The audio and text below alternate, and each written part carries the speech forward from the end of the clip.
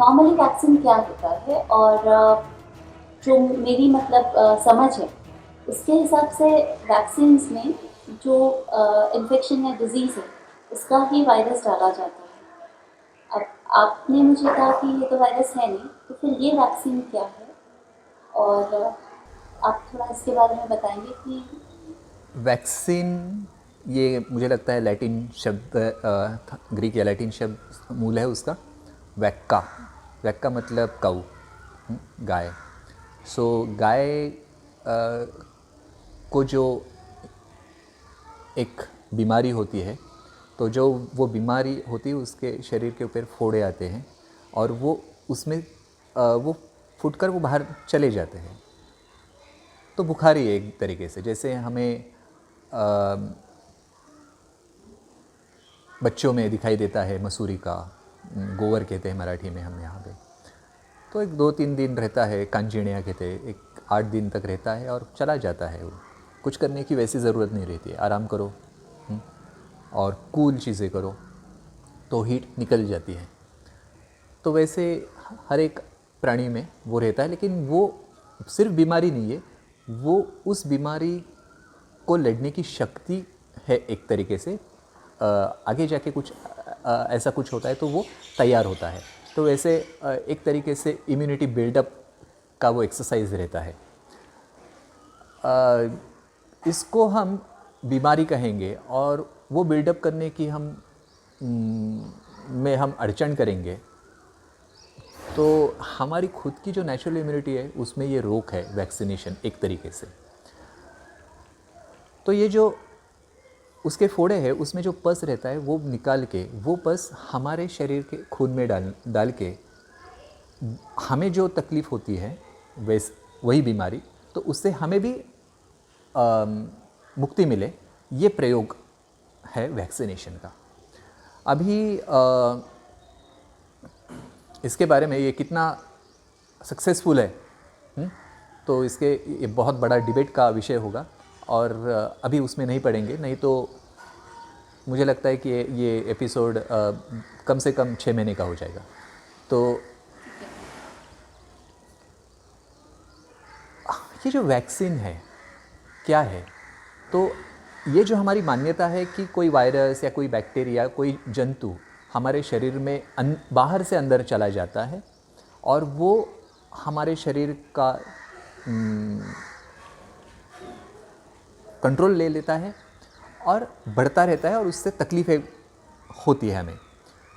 तो ये अगर भविष्य में अगर कोई इन्फेक्शन ना हो भी जाए तो भी शरीर के अंदर अगर जब ये इन्फेक्शन होता है तब हमारे शरीर में उसको लड़ने के लिए एक व्यवस्था है जिसको वो कहते हैं कि एंटीबॉडीज़ है।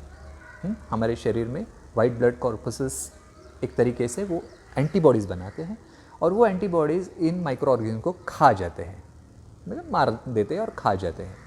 ठीक है, तो नॉर्मली इन्फेक्शन होने के बाद वो एंटीबॉडीज़ बनने में हो सकता है कि टाइम लगे, क्योंकि हमें पता नहीं है कि ये कौन सा माइक्रो ऑर्गेनिज्म है, तो शरीर को समझने के लिए टाइम लग सकता है, लेकिन उसमें बीमारी बढ़ भी सकती है, फैटल भी हो सकती है। तो ऐसा करें कि बीमारी जब नहीं भी है लेकिन हो सकती है, ये हम उसको पहले से एक प्लानिंग करते हैं। जैसे तो हम कुछ ऐसा डालें शरीर में जिससे एंटीबॉडीज बनी रहे अंदर। तो क्या डालेंगे, तो इन्फेक्शन जब होता है माइक्रो, तो वो ट्रिगर है ना, तो उस ट्रिगर की वजह से जब माइक्रो ऑर्गेनिज्म अंदर जाता है तब वो ट्रिगर जैसा काम करता है और उसको लड़ने के लिए एंटीबॉडीज़ तैयार होते हैं शरीर में। अभी ये सोच है कि ऐसा भी हो सकता है कि उसमें देर लगे, तब तक आदमी को तकलीफ़ हो जाए, ये हो, तो कोई भी इन्फेक्शन हो जाए तो एंटीबॉडीज़ तैयार ही रहनी चाहिए। हम तैयार, जैसे ऐसा नहीं है कि प्यास लगेगी उसके बाद आप कुआं खोदना शुरू करो, पहले कुआं खोदेंगे और रखेंगे तैयार, जब प्यास लगी तब पानी निकाल के ले सकते हो, ये कंसेप्ट। अभी हमें पता नहीं किस चीज़ का इन्फेक्शन होने वाला है, तो जो इन्फेक्शन से बीमारियाँ हैं अलग अलग किस्म की, उस सब के वैक्सीन्स बनाओ और डाल दो अंदर, मतलब शरीर अलग अलग चीज़ों के लिए एंटीबॉडीज़ बनाए रखेगा हमेशा के लिए। ठीक है, अभी इसमें प्रॉब्लम बहुत है, एक एक करके मैं एक्सप्लेन कर रहा हूँ। एक तो सेफ्टी और एफिकेसी ऑफ वैक्सीन से बहुत एक बड़ा विषय है, लेकिन वो अलग है, वो बहुत बड़ा हो जाएगा, वो मैं अभी उतना ज़्यादा उसके डीप लेवल में नहीं जाऊँगा। लेकिन वैक्सीन बनाते वक्त जिस ऑर्गेनिज़म का इन्फेक्शन होता है उस ऑर्गेनिज़म को हम उसको एटेन्यूएट करते हैं, मतलब उसको हम उसकी जो वायरुलेंट मतलब इलनेस क्रिएट करने वाली जो शक्ति है उसको हम कम कर देते हैं, उसको या उसको निकाल देते हैं। ठीक है, जैसे मैंने अपने गले के ऊपर मैंने नाग बिठा दिया है ऐसे, या यहाँ पे लगा दिया है और आराम से मैं दिखा रहा हूँ कि देखो नाग है, मुझे डर नहीं लगता है, क्योंकि मैंने उसके दांत ही निकाल दिए हैं, उसका पॉइजन निकाल दिया है, उसके दांत निकाल दिया, तो अभी मुझे डरने की क्या ज़रूरत है। वैसे इन माइक्रो ऑर्गेनिजम्स का जो जेनेटिक सीक्वेंस है या उसकी सेल वॉल है, उसकी सेल मेम्ब्रेन है या जो कुछ है, जिससे वो इतना अफेक्ट हो जाए, इतना ज़ख्मी हो जाए कि उसको अभी उसमें ताकत ही नहीं बच पाएगी कोई तकलीफ़ देने के लिए हमें।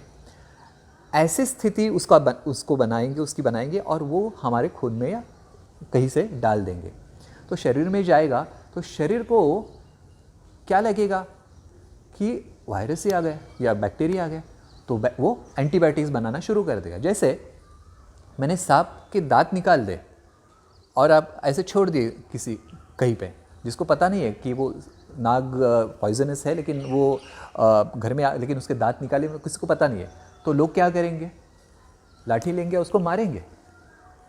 वैसे ही शरीर को ये समझ में आए कि ये काम से गया होने वाला वायरस है या बैक्टीरिया है, लेकिन वो एंटीबॉडीज़ बनाता है और शरीर में एंटीबॉडीज़ रहते हैं हमेशा के लिए, वैसे के वैसे। उस वजह से ये कंसेप्ट है। अभी इसके ऊपर आक्षेप आयुर्वेद में ये है, लोग आजकल ये बोल रहे हैं कि आयुर्वेद में भी वैक्सीन का कंसेप्ट पहले से है, मुझे तो नहीं दिखाई दिया है। ऑन द कॉन्ट्ररी आयुर्वेद का कंसेप्ट ये है कि जो चीज़ की ज़रूरत नहीं है तब उसको ना करे। जैसे भूख लगी नहीं फिर भी खा रहे हो, भूख नहीं लगी है फिर आप भूख नहीं लगी है फिर भी खा रहे हो, भूख लगी है फिर नहीं खा रहे हो। ये जो शरीर के जो कॉल्स है उसको हम वेग कहते हैं। तो वेग का उदीरण मत करना और उसका धारण मत करना। तो मुझे खांसी नहीं आ रही लेकिन मैं खांस रहा हूँ, तो ये गलत है। हंसी नहीं आ रही है लेकिन हा हा हा हा हा हा हास्य क्लब, अरे गलत है, उससे कुछ ना कुछ प्रॉब्लम यहाँ और यहाँ होने वाली है, होती ही रहते। वो थोड़े अलग ही रहते हैं जो क्लब में जाते हैं लोग, ऐसे वो फिट नहीं होते जनरल पब्लिक में, कुछ अलग ही बातें करते रहते हैं। आप नोटिस कीजिए उसको। वैसे ही अगर ज़रूरत नहीं फिर भी एंटीबायोटिक्स हम बनाए रखेंगे, जैसे वॉर नहीं है, बैटल नहीं, कोई भी नहीं है, पीस है, सीज फायर है, फिर भी आपने सैनिकों को गन्स लोड करके आपने रखा है और वहाँ पे उसको बाउंड्री पे ट्रिगर के ऊपर आप अपना उंगली डाल के रखो सिर्फ, और 24 घंटे, तो शरीर जैसे वो थक जाएंगे वैसे शरीर एंटीबॉडीज़ हमेशा रहने की वजह से थक भी जाते हैं शरीर।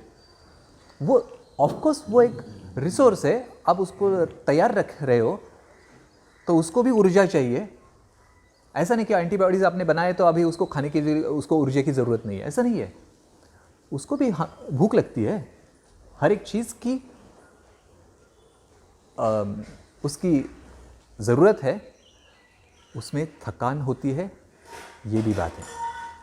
अभी दूसरी बात यह है कि आज का जो वैक्सीन, ये जो कोरोना वायरस के ऊपर है, ये वैक्सीन कितना है, क्योंकि वैक्सीन के लिए मैंने अभी बताया कि वो माइक्रो ऑर्गेनिज्म चाहिए, लेकिन पहली बात माइक्रो ऑर्गेनिज्म आज तक आइसोलेट ही नहीं किया है, तो है भी या नहीं, 99.999% नहीं है। नहीं तो आज 1.5 साल के बाद एक तो जो पूरे विश्व में स्प्रेड हुआ है, लेकिन आज तक एक भी वायरस नहीं दिखाई दे रहा है। दिखाई दे आंखों में, दे इलेक्ट्रॉन माइक्रोस्कोप में दिखा दीजिए, और उसका हम एनालिसिस करेंगे तो वो आपका जो सीक्वेंस है वो मैच होना चाहिए। मुझे एक इंफॉर्मेशन हाल ही मिली है कि ये जो सीक्वेंस पीसीआर टेस्ट में ये टेस्ट कर रहे हैं, ये हमारे शरीर में हर एक सेल में जो क्रोमोसोम्स रहते हैं 44+2 सेक्स क्रोमोसोम्स है, बाकी तो नॉर्मल जनरल क्रोमोसोम्स रहते हैं, मतलब 22 पेयर्स और एक पेयर ऐसे। तो ये 8 नंबर का उसमें जो क्रोमोसोम रहता है, उस 8 नंबर के क्रोमोसोम में जो सीक्वेंस है पूरा, उसमें से एक सीक्वेंस बिल्कुल यही सीक्वेंस है जो पीसीआर टेस्ट में टेस्ट हो रहा है। मतलब मैंने जो पीसीआर टेस्ट के बारे में जब मैंने वीडियो हमने बताया तो उसमें मैंने कहा कि ये हमारा शरीर का ही भाग हो सकता है। तो हमारे शरीर का भाग आपने डिटेक्ट कर दिया और आप बोल रहे हो कि इन्फेक्शन हो गया, ये भी बहुत बड़ी चीज़ है। लेकिन अभी वैक्सीन के ऊपर हम बात कर रहे हैं कि कोरोना वायरस तो नहीं मिला है, तो हमने पकड़ा, जैसे भारत में एस्ट्राजेनेका का कोविशील्ड है, उस नाम से ब्रांड करके यहाँ बेचा जा रहा है और दिया जा रहा है, जो पुणे का serum institute of India manufacture कर रही है या नहीं पता नहीं अभी, या थी और है पता नहीं अभी, क्योंकि हमें पता है कि उसका जो मालिक है वो लंदन चला गया। तो ये जो कोविशील्ड है उसमें उन्होंने एडिनो वायरस, और वो भी चिंपांजी से सोर्स किया हुआ वायरस यूज़ किया है। ये जो दूसरा कोवैक्सीन है, इसमें कोरोना वायरस तो नहीं है, तो इसने इन्फ्लुएंजा वायरस को यूज़ किया है। और जो ये बोल रहे हैं कि यह कोरोना वायरस, मतलब जो एक्सोसोम है उसका जो स्पाइक प्रोटीन है, जो सिंग रहता है ना, वो हमें ग्राफिकल में दिखाते हैं, तो वो सिंग में जो रहता है वो प्रोटीन एक चेन रहती है, उसको स्पाइक प्रोटीन के कि वो ट्रिगर होता है, उस ट्रिगर की वजह से एंटीबॉडीज़ बनते हैं, उसी ट्रिगर की वजह से, उसी स्पाइक प्रोटीन की वजह से वो सेल में घुस सकता है, क्योंकि वो अटैच होता है सेल मेम्ब्रेन में जो एस रिसेप्टर रहते हैं उसको, वो लॉक है और ये चाबी हो सकती है उसकी, और वो अंदर चला है। ये जो थ्योरी है, हम थ्योरी को ना फैक्ट ही समझ लेते हैं, ये थ्योरीज है। तो ये कोरोना वायरस मिला नहीं, तो ये दोनों चीज़ें जो है ये एडिनो वायरस की है। ये स्पुतनिक वाला जो रशिया का है उसने भी एडिनो वायरस ही यूज़ किया है, और उसने तो दो अलग अलग प्रजाति के एडिनो वायरस है उसमें, तो एक डोज में एक प्रजाति है, दूसरे डोज में दूसरी प्रजाति है। और ये जो मॉडर्ना और फाइज़र है उसमें तो वायरस ही नहीं है, उसमें वायरस के बीच अंदर जो आरएनए रहता है ना, वो आरएनए को उन्होंने स्टडी करके, ऐसे उन्होंने कहा है, लेकिन वो मैसेंजर आरएनए उन्होंने सिंथेटिकली लैब में बनाते हैं, कंप्लीट सिंथेटिकली, उन्होंने कोई भी लिविंग बीइंग यूज़ नहीं किया है। अभी ये जो जेनेटिक कोड रहता है वो प्रोग्राम है, ये प्रोग्राम है, वो उसमें आदेश है, उसमें मैसेजेस है कि किसको कैसे क्या करना है। ये मैसेंजर है, मैसेंजर आरएनए, तो वो जहाँ जहाँ जाएगा उसका वो संदेशा देता रहेगा कि ऐसे करो, वैसे करो, ये नहीं करना है, ऐसे करना है। ये ऑर्डर्स है उसमें। ये अभी अपना जो कंप्यूटर का कोड रहता है ना, प्रोग्राम, वहाँ तक नहीं सीमित है, ये बायोलॉजिकल कोड्स है, ये बायोलॉजिकल प्रोग्राम्स है, ये बायोलॉजिकल वेपन्स है, ये बायो वेपन्स है। वैक्सीन नहीं है ये बायो वेपन है, क्योंकि जो बना रहे हैं वो जो एलिट्स है, वो जो प्लेयर्स है, उनकी ही फार्मा इंडस्ट्री है, उनकी ही एम्यूनेशन इंडस्ट्री रहती है, उनकी ही पेस्टिसाइड्स की इंडस्ट्री है, उनका ही फंडिंग इन सब चीज़ों में है, जिससे कंट्रोल होता रहे। तो मॉडर्ना और ये जो मैसेंजर आरएनए mRNA वैक्सीन है, ये तो वैक्सीन की डेफिनेशन में बैठता भी नहीं है। वैक्सीन भी नहीं है, वो ऑर्गेनिक भी नहीं है। आप इनऑर्गेनिक चीज़ अंदर डाल रहे हो जिसके बारे में FDA की अप्रूवल नहीं है, मंजूरी नहीं है। उन्होंने ऑथोराइजेशन किया है इमरजेंसी यूसेज के लिए। FDA भी सुरक्षित रह रहा है, लेकिन ये सुरक्षा नहीं है, ये खेल हो रहा है, ये लोगों के जीवन के साथ खेल हो रहा है। It is EUA, emergency usage authorization, FDA approval नहीं। तो एक्सपेरिमेंटल वैक्सीन आप दे रहे हो लोगों को,